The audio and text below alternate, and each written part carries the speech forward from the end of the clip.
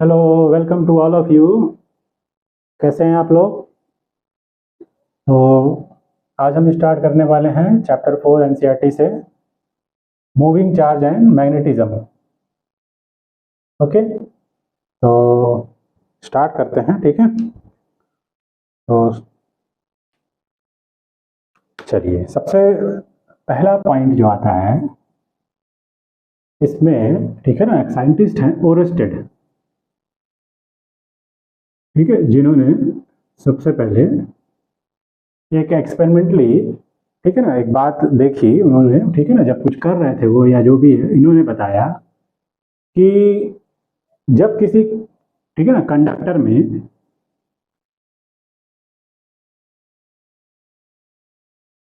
ठीक है,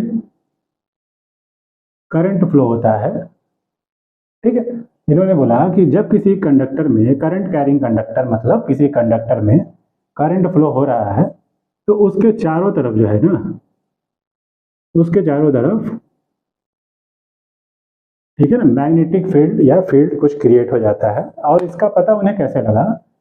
एक्सपेरिमेंटली, ठीक है ना, उन्होंने क्या किया कि एक मैग्नेटिक निडल होती है, ठीक है ना, जो बहुत ही सेंसिटिव होती है, ठीक है ना, जो कहीं किसी एक्सिस पे पिवोटेड होती है, जो अपने एक्सिस के अबाउट घूमने के लिए बहुत ही सेंसिटिव है, रोटेट हो जाती है। ठीक है, तो जब वो क्या कर रहे थे कि उस सेंसिटिव निडल को, मैग्नेटिक निडल मतलब जो जिस पे क्या हो, मैग्नेट का इफेक्ट हो, तो वो क्या कर रहे थे, जब इसके आसपास एरिया में चारों तरफ क्या कर रहे थे कि यूनिफॉर्म डिस्टेंस पे ले जा रहे थे, मतलब, ठीक है ना, एक जगह पे, डिस्टेंस से मैटर नहीं, इसके चारों तरफ जब ले जा रहे थे तो क्या हो रहा था कि नीडल जो है ना, कुछ डिफ्लेक्शन उसमें शो हो रहा था। ठीक है, कुछ ना कुछ क्या हो रहा था कि यहाँ पे या यहाँ पे चारों तरफ, ठीक है ना, कुछ ना कुछ उसमें क्या हो रहा था, मैग्नेटिक नीडल में डिफ्लेक्शन शो हो रहा था। ठीक है ना, तो उससे उन्होंने ये कंक्लूजन दिया, निष्कर्ष निकाला कि मे बी, ठीक है ना, करंट कैरिंग कंडक्टर की वजह से क्या हो रहा है, कुछ ना कुछ फील्ड इफेक्ट क्रिएट हो रहा है, यानी कि चार्ज इसमें क्या है, मूविंग स्टेज में है,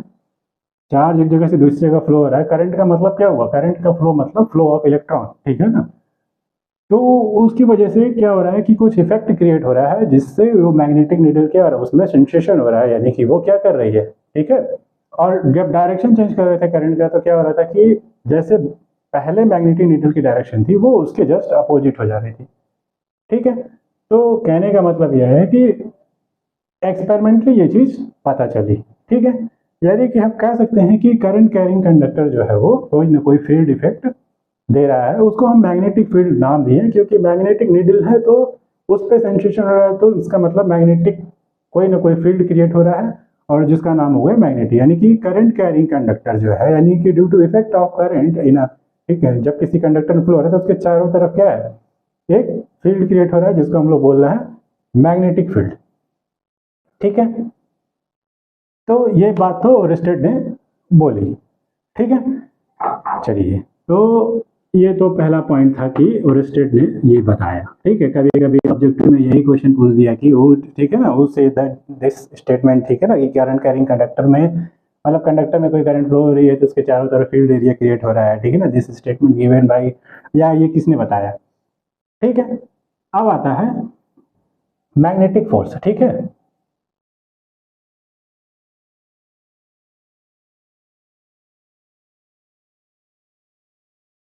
देखिए, इसके पहले हम लोगों ने पढ़ रखा इलेक्ट्रिक फील्ड, ठीक है ना, तो ड्यू टू चार्ज हम लोग क्या पढ़े थे, इलेक्ट्रिक फील्ड, इलेक्ट्रिक फोर्स जो भी है।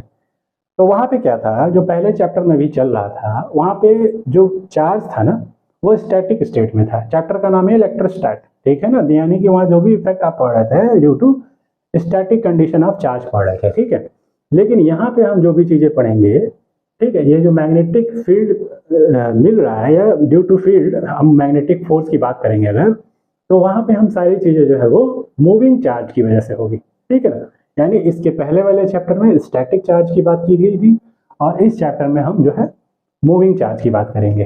ठीक है, तो magnetic force due to moving charge, ना कि स्टेशनरी चार्ज। स्टेशनरी चार्ज की बात होगी तो वहां पे क्या होगा, इलेक्ट्रिक फील्ड की बात होगी। ठीक है, तो इसके पहले वाले चैप्टर में क्या पढ़ा गया था? ठीक है, अगर कोई चार्ज क्यू गुलाम का है, स्टैटिक वे में है, यहाँ पे है, ठीक है ना, इसके कारण अगर कोई इलेक्ट्रिक फील्ड यहाँ है, तो इसकी वजह से, ठीक है ना, किसी फील्ड एरिया में, मान लीजिए किसी फील्ड एरिया में है ये चार्ज, ठीक है, जिसकी वजह से कोई इलेक्ट्रिक फील्ड है ई, तो हम कोई टेस्ट चार्ज को ले जाते थे, उस पर फोर्स क्या होता था, क्यू ई नाम का फोर्स फील होता था। ठीक है, ये तो मतलब पुरानी बात है, ठीक है, स्टैटिक चार्ज था, ठीक है, उसकी वजह से सराउंडिंग में कोई फील्ड एरिया था, कोई बाहर से टेस्ट चार्ज ले जाते थे, उस पर कोई फोर्स जो है वो एफ बराबर क्यू इंटू ई फील होता था। ठीक है, तो मैग्नेटिक फोर्स की बात होगी तो हम हमेशा मूविंग चार्ज की बात करेंगे, और अगर इलेक्ट्रिक फील्ड की बात होगी, मतलब सॉरी, हाँ, इलेक्ट्रिक फील्ड की बात होगी तो हम स्टैटिक चार्ज की बात करेंगे। ठीक है, अब आता है magnetic field and Lorentz force. ठीक है ना, लॉरेंज फोर्स,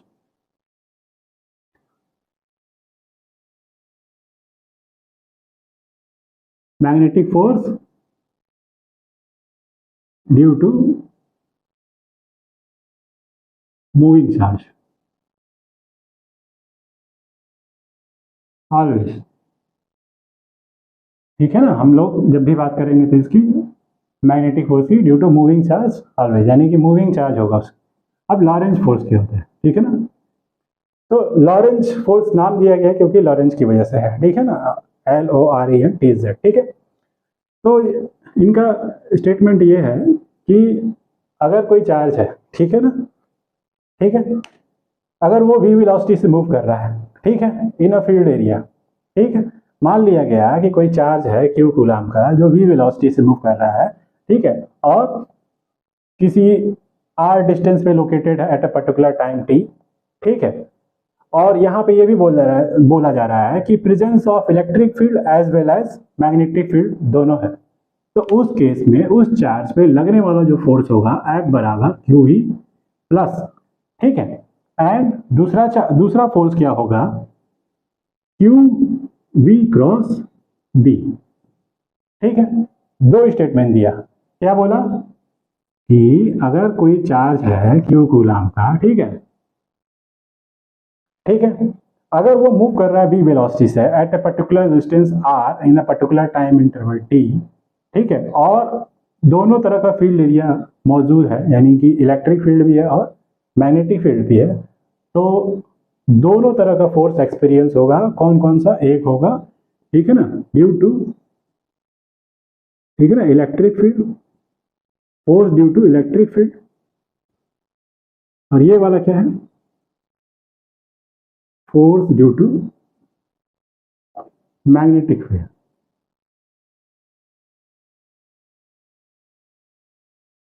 ठीक है, ये मूविंग चार्ज है तो वहां पे कौन सा फोर्स आएगा, वहां मैग्नेटिक इफेक्ट की बात करेंगे, यहाँ स्टैटिक चार्ज है तो वहां पे इलेक्ट्रिक फील्ड की बात होगी। ठीक है, अब इसमें ये जो फोर्स है लॉरेंज फोर्स, वो किस किस बात पे डिपेंड करता है।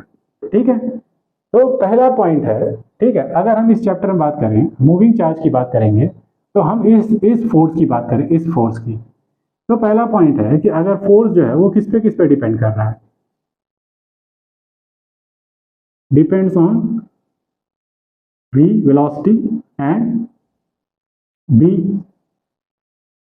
अब ये फोर्स है, यहाँ पे दिख रहा होगा आपको इस फॉर्मूले में, यहाँ तक तो नहीं, यहाँ देखिएगा, ये क्या है, क्रॉस प्रोडक्ट है। क्रॉस प्रोडक्ट का मतलब क्या होता है कि ये एक वेक्टर क्वांटिटी है, ठीक है ना, ये एक वेक्टर प्रोडक्ट है। तो यहाँ पे हमको क्या करना पड़ेगा, डायरेक्शन देखना पड़ेगा, किसका किसका, वेलोसिटी, ठीक है ना, ये इस और इसके बीच का, तो इसके और इसके बीच का एंगल अगर सपोज दैट, ठीक है ना, v and b parallel to each other, उस केस में फोर्स की वैल्यू क्या होगी, जीरो। या अगर मान लीजिए स्टेशनरी है चार्ज, मान लीजिए स्पीड की वैल्यू जीरो, स्टेशनरी है, तो उस केस में भी फोर्स क्या मिलेगा, जीरो। ठीक है, तो ये तो पॉइंट्स थे, ठीक है ना, on the behalf of this formula. ठीक है, कि हम क्या करेंगे, कौन कौन सी क्वांटिटी जीरो होगी या फोर्स किस पे डिपेंड करेगा, ये सारी चीजें, और ये कंबाइंड जो फॉर्मूला है ना, q E plus q we cross B, इससे लॉरेंज फोर्स, ठीक है ना, force on a charge, ठीक है, in presence of the electric field as well as magnetic field, ठीक है ना, and due to moving charge this force and due to static charge due to this force। ठीक है, और जो magnetic field की यूनिट होती है, यूनिट ऑफ मैग्नेटिक फील्ड वो टेस्ला होती है, वो आप रट लीजिए, ठीक है ना। उसका कोई तरीका नहीं है कि हम उसको बता दें कि हाँ भाई टेस्ला क्यों होती है, ऐसा नहीं, ठीक है। यूनिट ऑफ, ठीक है ना, बी इज टेस्ला, ठीक है। और एक टेस्ला में 10⁻⁻⁴, ठीक है ना, गॉस होता है, GUA डबल एस, ऐसा ही है ना कुछ, GUASS, ओके।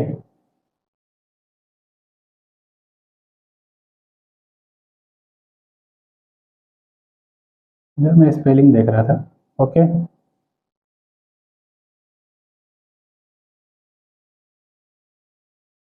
GAUSS है, ठीक है ना।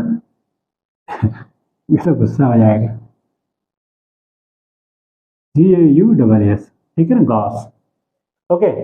तो 1 tesla is equal to 10⁻⁻⁴ Gauss.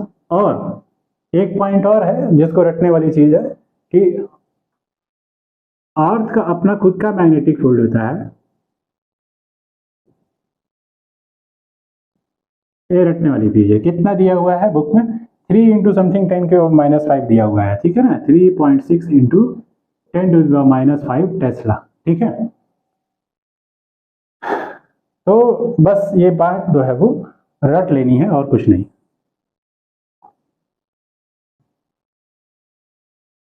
Unit of field is tesla, tesla 1 tesla is equal to 10⁻⁴ gauss, यानी कि ये स्मॉल यूनिट है ऑफ, ठीक है ना, मैग्नेटिक फील्ड की। ये सब कभी कभी जो है ऐसे ही फॉर्मूला पूछ लेता है, ठीक है ना। और अर्थ मैग्नेटिक फील्ड का अपना, अर्थ का क्या है, खुद का मैग्नेटिक फील्ड है, ठीक है ना। क्योंकि जो अर्थ का इनर कोर है ना, इनर कोर सेक्शन है, एक आउटर कोर सेक्शन है। तो जो आउटर कोर एरिया है उसमें क्या है, निकल और आयरन वगैरह जो है ना वो लिक्विड फॉर्म में है, ठीक है। तो उस मटेरियल की वजह से ना कुछ क्या होता है कि करंट्स, ठीक है ना, कन्वेक्शन होता है, ठीक है ना, कन्वेक्शन ऑफ करंट। और उस कन्वेक्शन ऑफ करंट की वजह से कुछ ना कुछ, अभी आपने पढ़ा कि करंट कैरिंग कंडक्टर जो है उसकी वजह से क्या मिल रहा है, हमको मैग्नेटिक फील्ड मिल रहा है ना। तो वहां पे भी क्या हो रहा है, जो आउटर कोर एरिया है, ठीक है ना, कोर अर्थ का सेक्शन बहुत एकदम क्या है, लिक्विड फॉर्म में है, और उसमें बहुत सारे मिनरल्स हैं जिसमें से मेन सोर्स आपका निकल है ना। तो जो आउटर कोर सेक्शन है ना उससे कन्वेक्शन करंट्स क्रिएट हो रही है, जिसकी वजह से क्या हो रहा है, क्योंकि ये बहुत बड़े लेवल पे है, तो वो क्या कर रहा है, कुछ मैग्नेटिक फील्ड जो है वो जनरेट कर रहा है एकदम सेम वे में, ठीक है ना। तो बस बताने के लिए मैंने बता दिया, उसकी जरूरत नहीं है, ठीक है ना, वो ज्योग्राफी का पार्ट है, ठीक है। उसमें मतलब ये बात जो है वो पढ़ने में आती है, ठीक। तो 1 tesla is equal to 10⁻⁻⁴ gauss, और अर्थ मैग्नेटिक फील्ड जो है वो इतना है, ठीक है। और लॉरेंस फोर्स आपका हो गया ड्यू टू बोथ चार्ज, ठीक है ना। हम टोटल फोर्स को काउंट कर लेंगे तो वो कभी लॉरेंस फोर्स की बात हुई तो कभी स्टेटमेंट वाले क्वेश्चन में आ गया कि what is the Lorentz force, ठीक है ना। तो आपको the combined force due to static charge and moving charge, ठीक है ना, की वजह से जो फॉर्मूला लिखा गया था ना वो बस दिमाग में रहना चाहिए। अब magnetic force on current carrying conductor, ठीक है।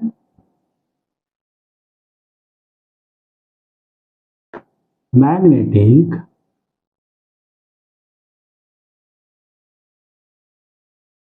force on current carrying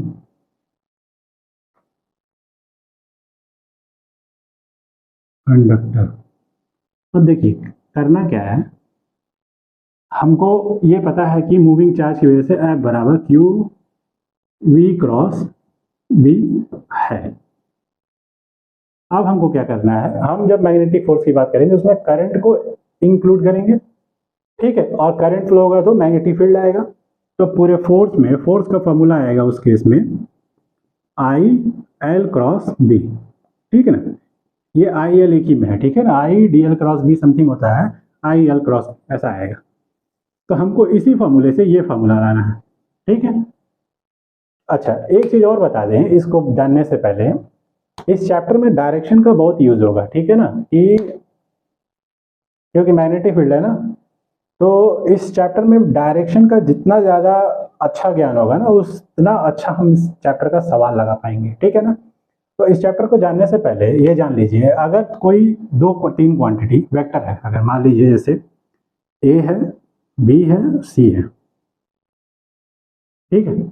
अगर वो इस तरीके से रिलेटेड है कि vector A is equal to vector B cross vector C लिखा हुआ है, तो इसको हम बोलते हैं फर्स्ट वेक्टर, इसको हम बोलते हैं सेकंड, और इसको बोलते हैं थर्ड, ठीक है। हम आगे बढ़ने से पहले हम ये डिटेल बता दें, तो इसमें क्या होता है, ये तीनों वेक्टर अगर इस तरीके से रिलेटेड है कि first vector is equal to second cross third, तो इस केस में जो डायरेक्शन निकाला जाता है इस वेक्टर का ड्यू टू, ठीक है ना, और इन दोनों वेक्टर की सहायता से, तो कैसे निकाला जाता है, ये फर्स्ट, ठीक है ना,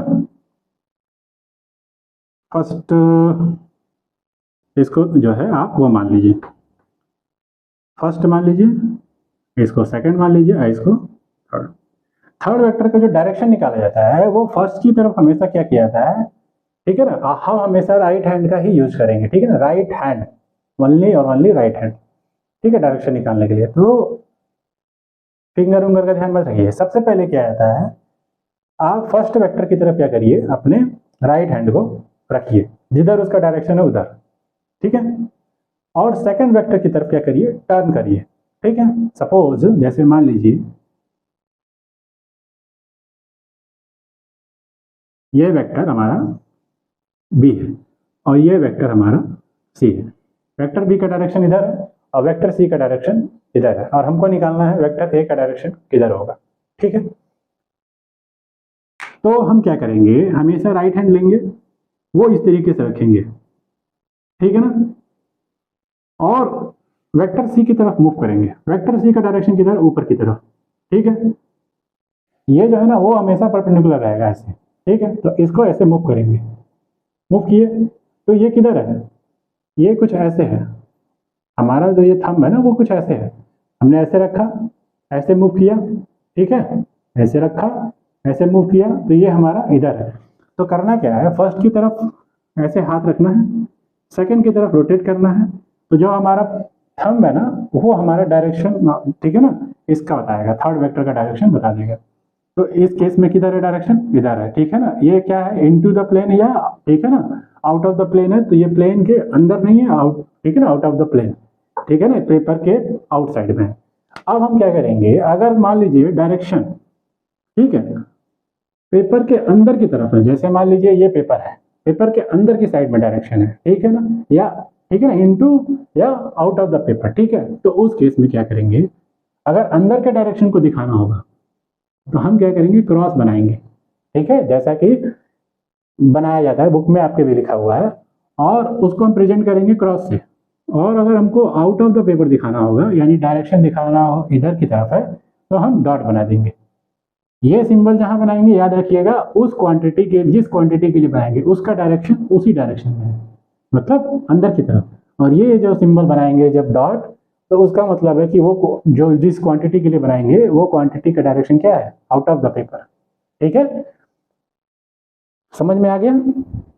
जैसे मान लीजिए ये कॉपी है, ठीक है, तो अगर हम मान लीजिए कॉपी है, इस पर हम ये वाला क्रॉस बना दें, तो इसके उधर की तरफ डायरेक्शन है, और अगर हम डॉट बना दें ऐसे, तो इसके इस पेपर पे परपेंडिकुलर आउटसाइड डायरेक्शन है।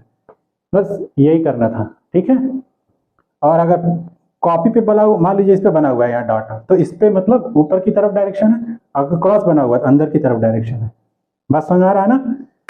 तो सबसे पहले इस चैप्टर में डायरेक्शन की बात हो तो ये बात याद रखनी है, अगर कोई तीन वेक्टर इस तरीके से जुड़े हुए हैं कि third vector is equal to first into second है, फर्स्ट की तरफ हमेशा हाथ रखेंगे, सेकंड की तरफ मूव करेंगे, थंब आपको क्या बनाएगा, थर्ड वेक्टर का डायरेक्शन बताएगा।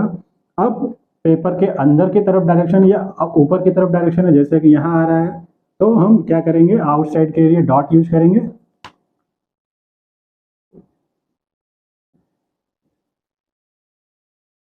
ठीक है ना, और ये इनसाइड, ठीक है, इनसाइड द पेपर, ओके। तो ये बात हो गई, ये यूज करेंगे हर जगह, ठीक है। क्रॉस जो लगेगा वो अंदर अंदर की तरफ के लिए है, और डॉट जो लगेगा वो बाहर की तरफ के लिए है। ठीक है, अब हमको क्या करना है, ये ठीक है ना। अब हम क्या करेंगे, मान लीजिए कोई कंडक्टर है, ठीक है ना, जिसका लेंथ क्या है, एल है, इसमें आई एम्पियर की करंट फ्लो हो रही है, ठीक है ना। अब इसका क्रॉस सेक्शन एरिया, इसका क्रॉस सेक्शन एरिया ए मान लेंगे, ठीक है ना।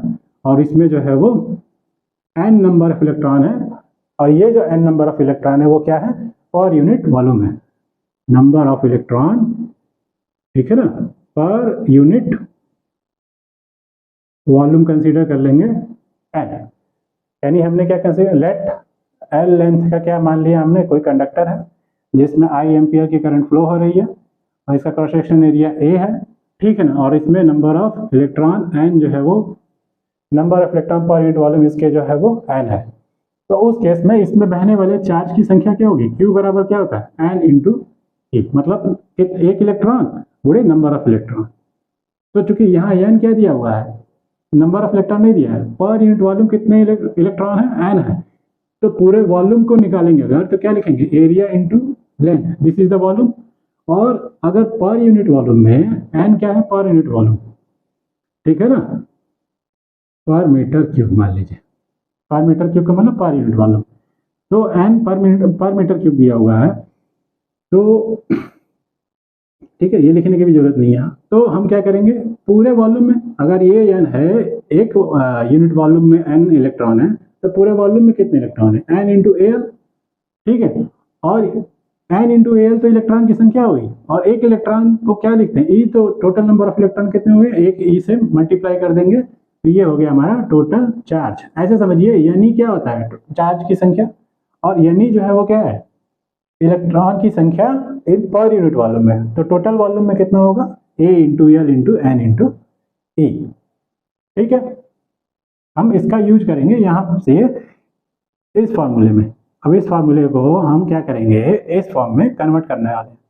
तो देखिए क्या हो जाएगा, एफ बराबर, और हमने क्या क्या कंसीडर कर लिया, लेट मान लिया कि कोई करंट कैरिंग कंडक्टर है जिसका लेंथ स्मॉल एल है, उसका क्रॉस सेक्शन एरिया ए है, और उसमें total number of electron per unit volume क्या है, एन है, ठीक है। तो total number of charge in this conductor कितने हो जाएंगे, वो इस हिसाब से निकाल लिया। और force due to moving charge, ये करंट कैरिंग कंडक्टर है, तो इसमें फोर्स क्या लगेगा, इसकी वजह से किसी आर डिस्टेंस पे at a particular time T, force मान लीजिए ये लग रहा है, क्या हो जाएगा, एफ बराबर क्यू वी क्रॉस बी, ठीक है, क्यू वी क्रॉस बी, ठीक है। तो चेंज करिए इसको, वी बी साइन थीटा ऐसे करके लिख सकते हैं, ठीक है ना। तो q v B cross product है ना, मान लेते हैं कि वी और बी के बीच का एंगल थीटा है, तो उस केस में क्यू की जगह पे ये रिप्लेस कर देंगे, N E A L into ये क्या है, हाँ, और एक चीज और मान लेंगे कि ऑन एन एवरेज जो ड्रिफ्ट वेलोसिटी ऑफ इलेक्ट्रॉन है फ्रॉम, क्योंकि क्या है मूविंग स्टेज में है ना चार्ज, तो ड्रिफ्ट वेलोसिटी है एंड ड्रिफ्ट वेलोसिटी, ठीक है ना। मान लेते हैं कि इलेक्ट्रॉन जो है वो ड्रिफ्ट है, वी डी मतलब ड्रिफ्ट वेलोसिटी ऑफ इलेक्ट्रॉन, ठीक है ना। ये यहाँ पे भी, क्योंकि हम यहाँ पे देखो, जब कोई चीज को किसी चीज में शामिल करना होता है तो वो सारी क्वांटिटी को कंसीडर करके दिखाना होता है। तो यहाँ पे क्या मान लिया, एल लेंथ का वायर है, क्रॉस सेक्शन एरिया ए है, आई एम्पियर की करंट इसमें फ्लो हो रही है, और जो इलेक्ट्रॉन ड्रिफ्ट है उसकी जो वेलोसिटी है वो क्या है, ड्रिफ्ट वेलोसिटी वी डी है। तो इन दैट केस हम क्या करेंगे, एन ई ए, ठीक है, एल, और ये जो वी है ना इसको वी डी लिख दीजिए इंटू बी, और ये साइन थीटा। अच्छा, एन, अब एक चीज और आप जानते हैं, क्यू, ठीक है, आई बराबर एक फॉर्मूला होता है, N E A V D, ठीक है। इसके पहले वाले चैप्टर में नहीं पता है तो वो आसानी से समझ में आ जाएगा, देखिए कैसे, ठीक है। क्यू बराबर क्या होता है, आई इंटू टी होता है। अगर हमको ये फॉर्मूला नहीं याद है तो हम यहाँ से कर सकते हैं, क्यू बराबर क्या होता है, आई इंटू टी होता है, टी को नीचे ले आएंगे तो क्यू बटे टी, और ये आई, क्यू को क्या लिख सकते हैं, number of electron N into E, और अगर ये number of electron per unit volume है तो इसमें एरिया इंटू लेंथ से मल्टीप्लाई अब अपॉन में टी और अब इज इक्वल टू आई। ये लेंथ क्या है, पूरी डिस्टेंस है, डिस्टेंस अपॉन टाइम, ठीक है, नीचे टाइम है, डिस्टेंस अपॉन टाइम क्या होता है, स्पीड, तो N E A V D, तो हम ये कन्वर्ट करके दिखा रहे थे, ठीक है। तो यहाँ पे आई, तो एन ई ए और वी डी को हम क्या लिख देंगे, तो आई इज इक्वल टू होता है N E A V D, हम लिखेंगे नहीं कुछ, यहाँ से ए नीचे आएगा तो आई बटे ए इज इक्वल टू क्या हो जाएगा, एन ई वी डी, ठीक है। और आई बाई ए को हम क्या बोलते हैं, जे, तो एन ई और वी डी को एक साथ ले लीजिए और A into L into V sine theta को एक जगह रहने दीजिए, ठीक है। तो हम क्या करेंगे, एन ई वी डी को जे लिख देंगे, A L B sine theta, F is equal to, तो यहाँ से एफ इज इक्वल टू, और देखिए जे की जगह पे आई बाई ए भी होता है, ठीक है ना, करंट डेंसिटी, तो हम यहाँ अगर लिखेंगे जे की जगह पे आई बाई ए और पहले से क्या है, A into L B sine theta, तो ये एरिया से एरिया खत्म हो गया, बचा क्या, I L B sine theta, तो इतने को हम क्या लिख सकते हैं, आई एल क्रॉस बी, लिख सकते हैं। तो हमको केवल ये याद रखना है, अगर इन टर्म्स ऑफ v है तो फॉर्मूला लगेगा ये, ठीक है ना, charge moving with velocity v, then in that case formula क्या लगेगा, F बराबर Q B cross B, if current I ampere, ठीक है ना, करंट कैरिंग कंडक्टर है जिसकी लेंथ ये है L है, ठीक है ना, I एम्पियर की करंट फ्लो हो रही है, in that case force due to, ठीक है ना, current carrying conductor, because force क्यों लगेगा, क्योंकि क्या होगा, फिर किसी फील्ड एरिया में क्या होगा, ये चीजें होंगी, तो फील्ड अगर होगा तो क्या होगा, फोर्स भी लगेगा, तो फोर्स की वैल्यू इन टर्म्स ऑफ अगर आई एल बी लिखना है तो आई एल क्रॉस बी, इसी से ये आया है, ठीक है। तो ये कैसे आया है, फिर से समझा दे रहे हैं, एफ बराबर क्यू वी क्रॉस बी को तोड़ दिया, V cross V V sine theta, यहाँ वी को वी डी से रिप्लेस कर दिया, क्योंकि हमने मान लिया कि जो इलेक्ट्रॉन जो है एक जगह से दूसरी जगह फ्लो हो रहा है तो उसकी ऑन एन एवरेज वेलोसिटी जो है वो ड्रिफ्ट वेलोसिटी, जिसको हम वी डी से रिप्रेजेंट कर रहे हैं, वो ये है। अब यहाँ पे क्या किया, क्यू को, क्यू मतलब चार्ज, टोटल चार्ज निकालेंगे तो क्या करेंगे, एन इंटू ई पर यूनिट वॉल्यूम में चार्ज, और एरिया इंटू एल क्या है, टोटल वॉल्यूम, तो टोटल वॉल्यूम इंटू पर यूनिट वॉल्यूम चार्ज को, ये हो गया total charge, V D B sine theta तो इसी का पार्ट है, एन ई वी डी को हमने क्या रिप्लेस कर दिया, जे से रिप्लेस कर दिया, J equal to I by ए से कैंसिल हो गया, ये सारी चीज़ें, ये कन्वर्जन है, इस तरीके से ये चीज़ें जो है वो कनेक्टेड है। आप बुक में देखो, हो सकता है ना समझ में आपको, ठीक है।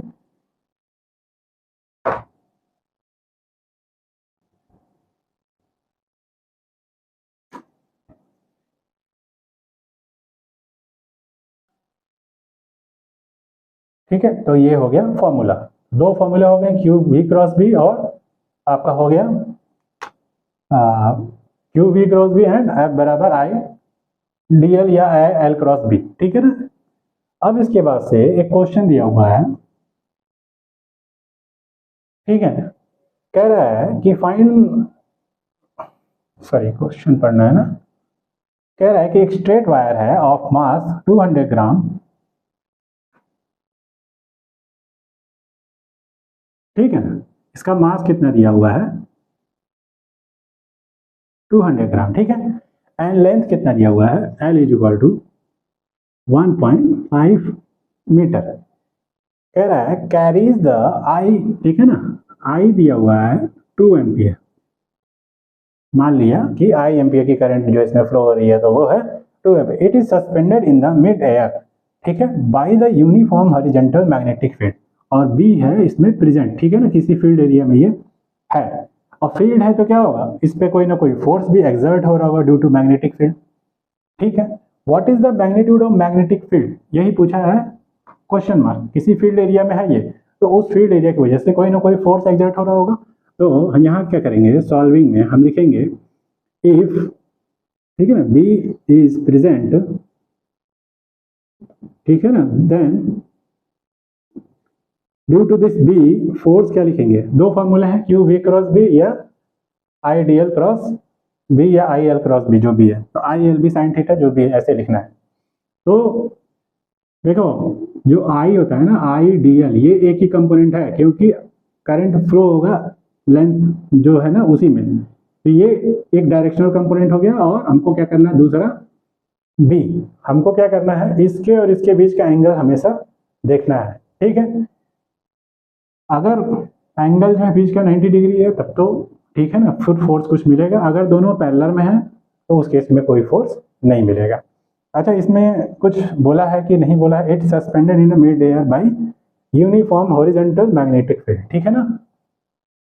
चलिए, तो what is the magnitude of,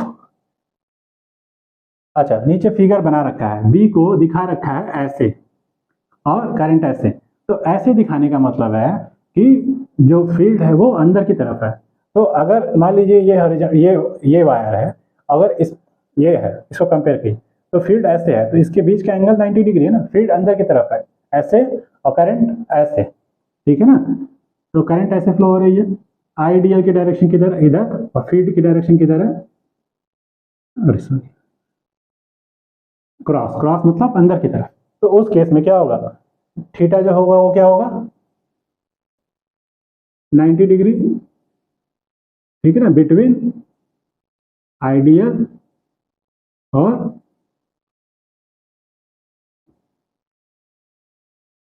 and किसके बीच का, बी के बीच का। तो इन दैट केस क्या हो जाएगा, एफ बराबर आई एल बी, और साइन थीटा साइन 90 डिग्री, तो आई एल बी कर लो केवल, ठीक है। अब एफ बराबर, अगर ये मास इसका है कुछ, ठीक है, तो इस पर कौन सा फोर्स लग रहा होगा, अगर इसका कुछ मास है, ठीक है ना, अगर ये हॉरिजॉन्टल में से सस्पेंडेड किया गया तो इस पर एम जी तो लग ही रहा होगा। तो ये जो एम जी फोर्स है वो क्या कर रहा होगा, इस मैग्नेटिक फोर्स को बैलेंस कर रहा होगा, तभी तो वो सस्पेंडेड है। तो हम क्या करेंगे, एफ बराबर एम जी रिप्लेस करेंगे और यहाँ पे क्या लिखेंगे, आई एल बी, बी निकालना है तो एम जी अपॉन में आई इंटू एल, एम की जगह पे 200 ग्राम है ना, तो 200 इंटू 10⁻³ कर देंगे तो एक ग्राम में कितना होता है 10⁻³ kg, और ये जी को रख देंगे 9.8 अपान में आई की जगह पे कितना दिया हुआ है 2 एम्पियर, और एल लेंथ ऑफ वायर दिया हुआ है 1.5। अब ये कैलकुलेट हो जाएगा तो यहाँ से क्वेश्चन हो जाएगा। तो सबसे पहले इस क्वेश्चन को करने के लिए जो क्वांटिटी दी थी वो लिखिए, इसमें कौन सी क्वांटिटी एफ, ठीक है ना, ये फॉर्मूला लगेगा, ये लगेगा।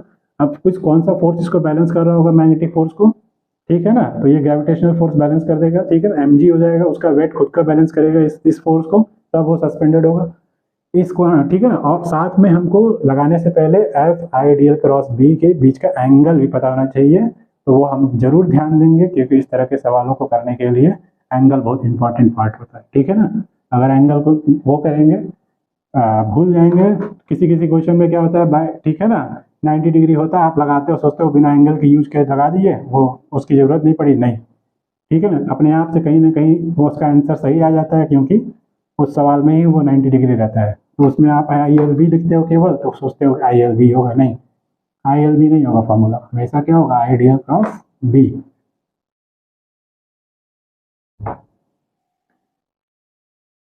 ठीक है, अभी क्या दिया हुआ है, if a magnetic field is parallel to, हाँ कह रहा है कि एक क्वेश्चन है एग्जाम्पल का 4.2, ठीक है, ऐसे बनाया हुआ है, यहाँ पे मैं फिगर बनाता हूँ, ये आपका जेड एक्सिस है, ठीक है, और ये एक्स एक्सिस है, ठीक है, और फील्ड यहाँ बनाया हुआ है ऐसे करके, नीचे इधर है,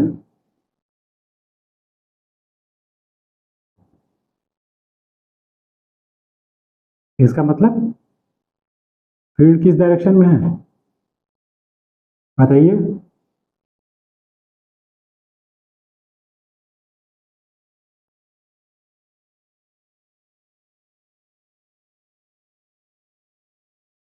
अगर ये एक्स है ये जेड है तो इस साइड में क्या होगा माइनस एक्स, ये जेड है तो नीचे क्या होगा माइनस जेड, और यहाँ, ठीक है ना, ये क्या होगा वाई होगा, ठीक है ना। वाई को इन्होंने बना रखा है ऐसे करके डॉटेड, मान लीजिए ऐसे, बट ये ऐसे है नहीं, ये वाई ऐसे है, ठीक है। अब चूंकि 2D पे 3D बनाना मुश्किल है, तो आप इसको इमेजिन कर लिए कि ये ऐसे लेटा दिएगा। अब क्वेश्चन में पूछा है if the magnetic field is parallel to positive Y axis, ठीक है। तो वाई एक्सिस मान लीजिए ये है वाई एक्सिस, देखिएगा ध्यान से, करेक्ट। अब मैग्नेटिक फील्ड का डायरेक्शन किधर है, उधर, ठीक है ना, और वाई एक्सिस ये है इधर, तो फील्ड अंदर की तरफ और ये इधर की तरफ, तो दोनों पैरेलल आ रहे हैं ना। वो अलग बात है कि फील्ड अंदर है और ये पॉजिटिव वाई एक्सिस बाहर की तरफ मान लो है, या मान लो पॉजिटिव वाई एक्सिस को ये अंदर ही बना ले, तो निगेटिव वाई एक्सिस इधर की तरफ हो जाएगा। तो यहाँ पे ये बोले हुए हैं कि हाँ ठीक है, ये मान रहा है कि magnetic field is parallel to positive Y axis. अब देखो पैरेलल का मतलब ये नहीं, हाँ ठीक है, पैरेलल है ना, मतलब मान लिया वो अंदर की तरफ है, वाई जो है पॉजिटिव वो अंदर की तरफ है, ठीक है। तो दोनों अगर पैरेलल है, ठीक है, Y axis, positive Y axis और वो, and the charge particle is moving along the positive X axis, ठीक है ना। चार्ज पार्टिकल जो है वो इधर मूव कर रहा है। अब चार्ज पार्टिकल में ये नहीं बोला है कि ये चार्ज पार्टिकल इलेक्ट्रॉन है या प्रोटॉन है, निगेटिव है कि पॉजिटिव है, बस ये बोला है कि मूव कर रहा है। तो कह रहा है कि which way would the Lorentz force would be. First पहला कंडीशन बोला है अगर ये चार्ज पार्टिकल क्या हो, इलेक्ट्रॉन हो, और दूसरा क्या है, क्यू क्या हो, प्रोटॉन हो। मान लो हम प्रोटॉन को पी से लिखते हैं, या ऐसे कर देते हैं माइनस ई प्लस ई कर देते हैं, ठीक है, ऐसा कोई बोला है। तो आपसे क्या बोला, विच वे, ठीक है, कौन से रास्ते में फोर्स, मतलब फोर्स का डायरेक्शन सीधे पूछा हुआ है। तो एफ बराबर क्या होता है, क्यू वी क्रॉस बी, और ये है आपका, इसको आप मान लीजिए थर्ड वेक्टर, फर्स्ट और ये सेकंड, ठीक है। अब हम क्या करेंगे, जैसे जैसे जैसे बोला वैसे वैसे काम करेंगे। सबसे पहले स्पीड का डायरेक्शन पॉजिटिव एक्स एक्सिस में, पहला वाला ए वाला क्या है, क्यू जो है वो इलेक्ट्रॉन है, यानी चार्ज जो है वो moving in positive X axis, इतना बोल दिया ना, ठीक है। पहला अगर आप इलेक्ट्रॉन लोगे तो याद रखिएगा, in case of electron, in case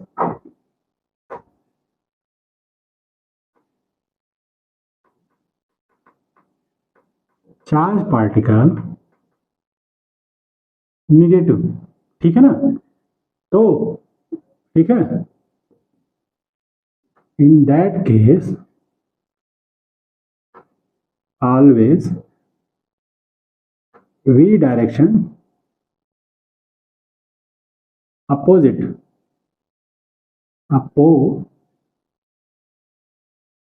to, ठीक है ना, गिवन कंडीशन, गिवन डायरेक्शन। कहने का मतलब ये है कि चार्ज अगर पॉजिटिव एक्सिस में जा रहा है, अगर वो इलेक्ट्रॉन है, तो उस केस में हमको डायरेक्शन निकालने के लिए फर्स्ट क्वांटिटी का आपको क्या करना पड़ेगा, हमेशा जो डायरेक्शन है वो चेंज कर देना पड़ेगा। यानी कि अब हमको क्या करना पड़ेगा, हम इस तरीके से क्या करेंगे, राइट हैंड को ही लेंगे और डायरेक्शन जिधर वो इलेक्ट्रॉन फ्लो हो रहा है, मान लीजिए पहले केस में हमने मान लिया ये क्या है, इलेक्ट्रॉन है, क्यू जो है वो इलेक्ट्रॉन है, तो उस केस में हमको क्या करना पड़ेगा, जिस डायरेक्शन में ये इलेक्ट्रॉन का फ्लो हो रहा है उसके अपोजिट हमको क्या करना पड़ेगा, वी का डायरेक्शन लेना पड़ेगा। ये मस्ट है, अगर आप नहीं लोगे डायरेक्शन गलत आएगा, ठीक है। तो ये स्टेटमेंट आपको याद रखना है, in case the charge particle negative, in that case V direction opposite to given direction, ठीक है। तो आपको लिया, और सेकंड वेक्टर क्या है आपका, सेकंड वेक्टर आपका बी है, किस डायरेक्शन में है, इनटू द प्लेन है, तो हम क्या करेंगे, ऐसे रोटेट कर देंगे, कर दिया। अब ये थंब किधर आ रहा है, नीचे की तरफ, नीचे की तरफ कौन सा डायरेक्शन, अगर ऊपर को पॉजिटिव जेड माना है तो नीचे को माइनस जेड मानेंगे, ठीक है। तो फर्स्ट केस में, पहले केस में, ठीक है ना, आंसर क्या आ रहा है, ठीक है ना, F direction positive, sorry negative Z axis, ठीक है, बिकॉज निकाल के देखा ना अभी। और बी वाला क्या बोला है, बी केस में बोला है क्यू पॉजिटिव है, पॉजिटिव के केस में आपको क्या करना है, जिस डायरेक्शन में चार्ज मूव कर रहा है वेलोसिटी उस, ठीक है ना, उस केस में क्या करना है, यहाँ लिख दे रहा हूँ, in this case, positive case में, ठीक है ना,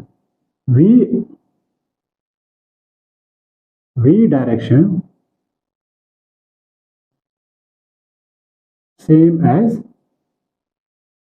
गिवन, यानी कि जैसा दिया हुआ है उधर ही होगा। तो आपको क्या करना है, हमको एफ का डायरेक्शन निकालने के लिए आप कोई डायरेक्शन चेंज करने की जरूरत नहीं है, जिधर दिया हुआ है उसी तरफ आप क्या करोगे, फर्स्ट वेक्टर और सेकंड वेक्टर। हाँ, तो देखो ऐसे रखने पे हमारा हाथ नहीं मुड़ रहा है बी की तरफ, तो हम ऐसे भी कर सकते हैं।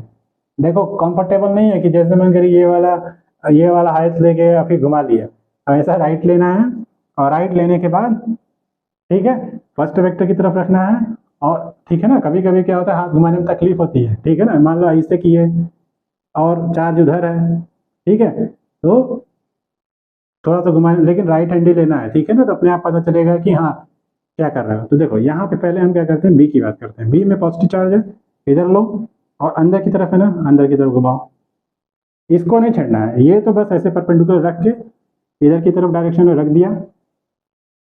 अब अंदर की तरफ घुमाया, ये ऊपर की तरफ जा रहा है, यानी सेकंड केस में क्या हो जाएगा, एफ डायरेक्शन, ठीक है ना, क्या हो जाएगा, पॉजिटिव जेड एक्सिस, ठीक है। क्यों, क्योंकि जो चार्ज का डायरेक्शन था वो किधर था, पॉजिटिव एक्स एक्सिस, और बी का डायरेक्शन किधर था, पॉजिटिव वाई एक्सिस, ठीक है, पॉजिटिव वाई एक्सिस मतलब अंदर माना है वो, ठीक है ना, जैसा क्वेश्चन में बोला है। तो ऐसे रख के अंदर की तरफ घुमाया मैग्नेटिक फील्ड के डायरेक्शन में, क्योंकि मैग्नेटिक फील्ड दिया हुआ पॉजिटिव वाई एक्सिस, ठीक है। तो आप समझ पा रहे हो ना, ये एक्स एक्सिस, ये जेड एक्सिस, और इधर वाई एक्सिस, इधर की तरफ चार्ज जा रहा है, रख दिया, और इधर की तरफ घुमा दिया वाई एक्सिस की तरफ। ये थंब हमारा हमेशा, थंब के साथ कुछ नहीं करना है, थंब को बस ऐसे परपेंडिकुलर रखना है, ये ऊपर की तरफ। तो एफ का डायरेक्शन फर्स्ट वेक्टर की तरफ हाथ रखना है, सेकंड की तरफ घुमाना है, हम हमेशा थर्ड वेक्टर को प्रेजेंट करते हैं, थर्ड वेक्टर का एफ है यहाँ पे। तो सेकंड केस में पॉजिटिव एक्स एक्सिस, और पहले वाले केस में क्यों आ रहा था, क्योंकि पहले वाले केस में वेलोसिटी का अपोजिट ले लेना है, लेके उसके बाद से मैग्नेटिक फील्ड की तरफ घुमाना है, सेकंड वेक्टर की तरफ, ये नीचे की तरफ आ रहा है, ठीक है। उम्मीद करते हैं कि ये समझ में आया होगा। बस ये स्टेटमेंट याद रखिएगा, in case the charge particle moving in particular direction, if charge particle is the, ठीक है ना, negative charge, in that case आपको क्या करना है, फॉर डायरेक्शन, ठीक है ना, finding we take the opposite direction of v, यानी first vector always opposite to given condition, otherwise आपका डायरेक्शन हमेशा गलत आएगा, ठीक है। अगला पार्ट क्या है, motion in the magnetic field, ठीक है, motion in the magnetic field.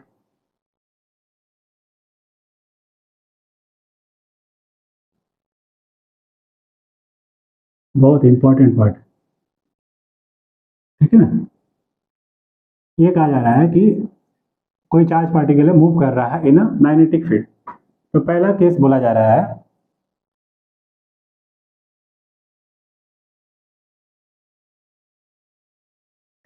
मान लीजिए कि किसी मैग्नेटिक फील्ड एरिया में, यूनिफॉर्म मैग्नेटिक फील्ड एरिया में है, ठीक है ना, ये कोई मैग्नेटिक फील्ड एरिया है, इसको आप डॉटेड भी बना सकते हो, जरूरी नहीं है कि, ठीक है ना, ऐसे ही बनाओ।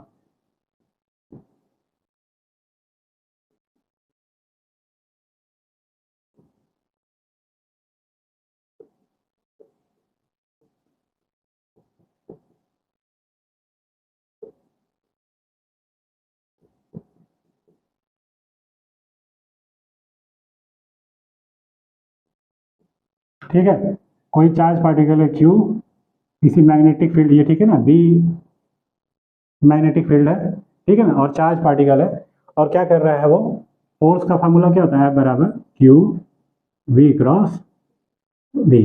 तो फोर्स जो है वो टोटली इन, ठीक है ना, वेलोसिटी वेक्टर और मैग्नेटिक फील्ड के एंगल के बीच में डिपेंड करेगा। तो ठीक है ना, तो अब हम क्या करेंगे, मान लो कोई चार्ज पार्टिकल है जो वी वेलोसिटी से जो है वो परपेंडिकुलर डायरेक्शन में, थीटा जो है वो 90 डिग्री बनाते हुए मैग्नेटिक फील्ड एरिया में आ रहा है, ठीक है ना, किसी यूनिफॉर्म मैग्नेटिक फील्ड एरिया में।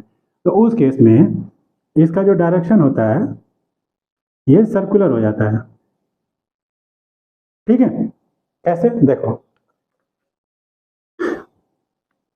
सर्कुलर एक ऐसा, ठीक है ना, क्या बोलते हैं उसको, सरफेस है जिसमें जो इसका पेरीफेरी पॉइंट होता है, ठीक है ना, उस पे ईच एंड एवरी पॉइंट पे क्या होता है, वेलोसिटी वेक्टर का डायरेक्शन क्या होता है, चेंज होता है। जैसे अगर मान लीजिए ये वेलोसिटी वेक्टर यहाँ है, ठीक है ना, अगर वो इस तरीके से रोटेट कर रहा है तो यहाँ पे वेलोसिटी वेक्टर का डायरेक्शन किधर होगा, उसी छड़ी, यहाँ पे वेलोसिटी वेक्टर का डायरेक्शन किधर होगा, इधर होगा। यहाँ पे क्या होगा, इधर होगा, यहाँ पे इधर होगा। अब ठीक है ना, तो देखिए है क्या, जब ये मूव करेगा v स्पीड से एट अ 90 डिग्री एंगल पे, तो एट अ इंस्टेंट, ठीक है, जैसे ही ये मूव किया तो मान लीजिए इसका क्या है, v स्पीड इधर है, ठीक है ना, और मैग्नेटिक फील्ड इधर है, ठीक है। तो सपोज कीजिए ये चार्ज पार्टिकल यहाँ है, सपोज कीजिए यहाँ पे, तो ये v स्पीड से मूव किया, और हम जब ऐसे रखेंगे डायरेक्शन और अंदर की तरफ ऐसे हाथ किए तो इस पे फोर्स किधर लगा, इधर की तरफ, ठीक है। तो थोड़ा सा क्या हुआ, ये चार्ज पार्टिकल यहाँ था, थोड़ी देर के लिए यहाँ टर्न कर गया, ठीक है। फिर मान लीजिए यहाँ है, अब उस केस में इस पे स्पीड क्या, थोड़ा डायरेक्शन क्या हुआ, चेंज हो गया। तो उस केस में ये ऐसे हो गया, डायरेक्शन मान लीजिए थोड़ा चेंज हुआ दिखाने के लिए, ठीक है। फिर ऐसे किया, ऐसे किया, मान लीजिए यहाँ था, फोर्स लगा, थोड़ा सा ऊपर गया, फिर ऐसे हुआ, स्पीड का डायरेक्शन उसी छड़ी, आपको क्या करना है, डायरेक्शन निकालना है, तो फर्स्ट वेक्टर आपको v है, इधर रखिए, ऐसे किया तो स्पीड का डायरेक्शन क्या हो गया, फिर मतलब सॉरी फोर्स का डायरेक्शन सेंटर की तरफ, यानी कि फिर यानी कि फिर से क्या हो, फोर्स इधर की तरफ लगा, थोड़ा सा ये और टर्न कर गया, यहाँ आया, फिर आपने क्या किया, वेलोसिटी वेक्टर की तरफ हाथ रखा, टर्न किया, फिर फोर्स किधर मिला, मान लीजिए इस पॉइंट पे, अब फोर्स इधर की तरफ, फिर यहाँ आया वेलोसिटी वेक्टर इधर की तरफ, फिर हाथ रखा आपने, फोर्स इधर की तरफ, यानी ईच एंड एवरी पॉइंट पे क्या हो रहा है, जो फोर्स का डायरेक्शन है वो perpendicular to do this velocity vector है, ठीक है ना। तो ऐसा सर्कुलर मोशन में होता है कि जब कोई पार्टिकल किसी सर्कुलर मोशन में रोटेट कर रहा होता है तो ईच एंड एवरी पॉइंट पे जो वेलोसिटी वेक्टर है ना वो perpendicular to the force direction होता है, ठीक है ना। और यहाँ पे क्या हो रहा है, यहाँ पे आप क्या कर रहे हो, जो वेलोसिटी कंपोनेंट है ना at 90 degree to the this field, ठीक है। अब एक चीज और जान लीजिए, अगर एफ है, अगर क्यू v क्रॉस b है, और ये दोनों अगर कंपोनेंट एक दूसरे के 90 डिग्री हैं, तो इसका मतलब आपको समझना चाहिए, अगर इस तरीके से रिलेट है ये कोई चीज़, ठीक है, और इन दोनों अगर कोई ये दोनों कंपोनेंट एक दूसरे 90 डिग्री पे है, तो ये डेफिनेटली फोर्स इसके परपेंडिकुलर है और फोर्स इसके भी परपेंडिकुलर, यानी ये तीनों क्वांटिटी एक दूसरे के क्या है, परपेंडिकुलर डायरेक्शन में है, ये याद रखिएगा, ठीक है। तो ये मस्ट है कि अगर ये 90 डिग्री पे आ रहा है बी के, यानी बी और वी एक दूसरे के 90 डिग्री पे हैं, तो जो थर्ड वेक्टर है ना वो मस्ट है कि डायरेक्शन वाइज और ईच एंड एवरी केस में इन दोनों वेक्टर के परपेंडिकुलर डायरेक्शन में होगा, ठीक है। तो आप देख लीजिए यहाँ पे हो भी रहा है ये, अगर हम इसका सर्कुलर मोशन, ठीक है ना, ड्रॉ करते हैं, हमको पता है, ठीक है ना, कि मतलब यहाँ पे किसी यूनिफॉर्म मैग्नेटिक फील्ड में, ठीक है, अगर कोई चार्ज पार्टिकल 90 डिग्री पे एंटर कर रहा है v स्पीड से, तो उसका जो डायरेक्शन है ना वो सर्कुलर है, ठीक है ना, सर्कुलर मोशन, सर्कुलर मोशन को प्रेजेंट करेगा। क्यों, क्योंकि इन अ सर्कुलर मोशन जो पेरीफेरी पे ईच एंड एवरी पॉइंट पे क्या होता है, जो वेलोसिटी वेक्टर होता है वो 90 डिग्री, ठीक है ना, विद द फोर्स होता है। आप निकाल के देख लीजिए, इस पॉइंट पे कंसीडर कर लीजिए, इस पॉइंट पे वेलोसिटी वेक्टर अगर उधर है, क्योंकि हम मान लिए हैं कि चार्ज पार्टिकल इधर ऐसे रोटेट कर, ऐसे भी रोटेट करा सकते थे, तो ऐसे रोटेट कर रहा है, तो मान लीजिए इस पॉइंट पे इसका, मान लीजिए किसी समय पे यहाँ पे पहुंच गया, यहाँ पहुंचा तो इसका इस समय इंस्टेंट वेलोसिटी वेक्टर कंपोनेंट उधर की तरफ होगा, ऐसे हाथ रखेंगे, अंदर की तरफ करेंगे हाथ, क्योंकि फर्स्ट वेक्टर v है, सेकंड वेक्टर हमारा b है, रखेंगे तो ये इधर की तरफ दिखा रहा है, तो यहाँ पे क्या होगा, फोर्स इधर की तरफ। फिर इस पॉइंट पे अगर मान लीजिए कम ये पहुंच गया, वेलोसिटी वेक्टर इधर होगा, फिर हम ऐसे हाथ रखेंगे, ऐसे करेंगे, तो फोर्स का डायरेक्शन इधर होगा, इस पॉइंट पे फोर्स का डायरेक्शन, ठीक है ना, ऐसे रखेंगे, ऐसे करेंगे तो ठीक है। तो कहने का मतलब यह है कि ईच एंड एवरी केस में आपका जो वेलोसिटी वेक्टर है वो ये एफ है, ईच एंड एवरी पॉइंट पे एफ का डायरेक्शन क्या होगा, towards the centre, towards the centre. ठीक है, तो और ये चीज होना भी चाहिए कि आपका अगर बी कंपोनेंट बी के, ठीक है ना, परपेंडिकुलर है, then third component always perpendicular to B as well as B. कभी भी ऐसे पूछा जाए तो आपको ये जवाब देने आना चाहिए। ठीक है, कि ये दोनों परपेंडिकुलर हैं, तो ये इसके साथ कितना एंगल पे होगा या इसके साथ कितने पे, 90 डिग्री पे ऑलवेज। तो उस केस में यहाँ पे ये चीजें संभव है। ठीक है, तो आपको ये बात याद रखनी है कि किसी भी यूनिफॉर्म मैग्नेटिक फील्ड में कोई charge particle, moving charge particle v speed से 90 डिग्री पे अगर मूव एंट्री लेता है तो उसका जो रोटेशन होगा वो क्या होगा, सर्कुलर होगा। ठीक है, ये बात हो गई। अब जब ये हो गया तो अब ये तो पहला पॉइंट है, व्हेन, ठीक है ना, चार्ज q मूव विथ, ठीक है, वेलोसिटी है, ठीक है ना, वेलोसिटी v, ठीक है ना, एट 90 डिग्री विथ b। ठीक है, अब दूसरा पॉइंट क्या है, व्हेन चार्ज, ठीक है ना, q move with v at angle theta with b। अब ये 90 डिग्री नहीं है, तो उस केस में क्या होगा, ठीक है ना, उस केस में मान लीजिए कि, ठीक है ना, ये क्या है, एक्स एक्सिस है, ये मान लीजिए वाई है। ठीक है, और फील्ड का डायरेक्शन हम मान लेते हैं इधर है। ठीक है, तो कोई चार्ज पार्टिकल मान लीजिए वो एंट्री करता है, ठीक है, और किसी एंगल पे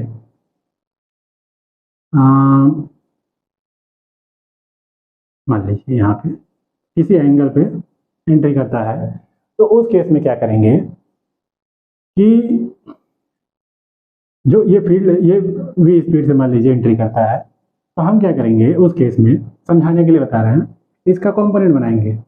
एक कंपोनेंट बनेगा v cos v sin theta, ठीक है, जो कि परपेंडिकुलर टू b होगा, ये b का डायरेक्शन है मान लीजिए।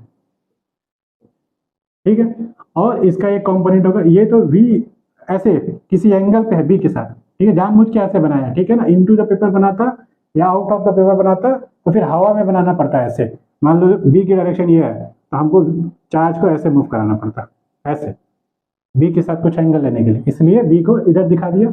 तो मान लिया कि क्योंकि चार्ज इधर एंटर कर रहा है, ठीक है, थीटा एंगल पे b के साथ, तो उसका दो कंपोनेंट तोड़ेंगे, एक होगा v sin थीटा और एक होगा v cos theta. v cos theta जो कंपोनेंट है, ठीक है ना, यहाँ ध्यान दो,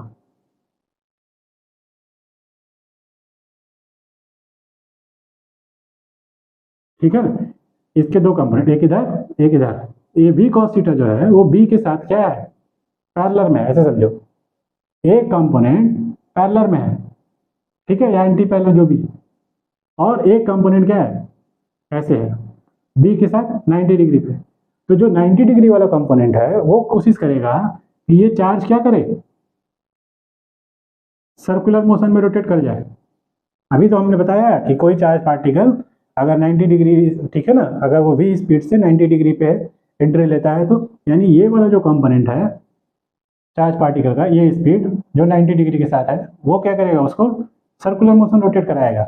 लेकिन जो ये वाला कंपोनेंट है ना, जो हॉरिजॉन्टल कंपोनेंट है, वो क्या करेगा, वो उसको आगे भगाने की कोशिश करेगा। यानी कि जो लीनियर, जैसे मान लीजिए ये कोई फील्ड एरिया है, ठीक है ना,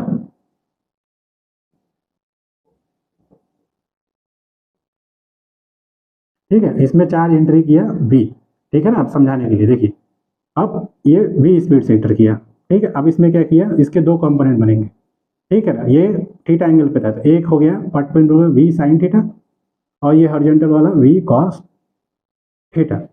ठीक है, तो ये जो v cos थीटा वाला है, ठीक है ना, वो क्या करेगा, वो लीनियर मोशन करेगा, वो आगे की तरफ बढ़ना चाहेगा, चार्ज पार्टिकल को आगे की तरफ ले जाना चाहेगा।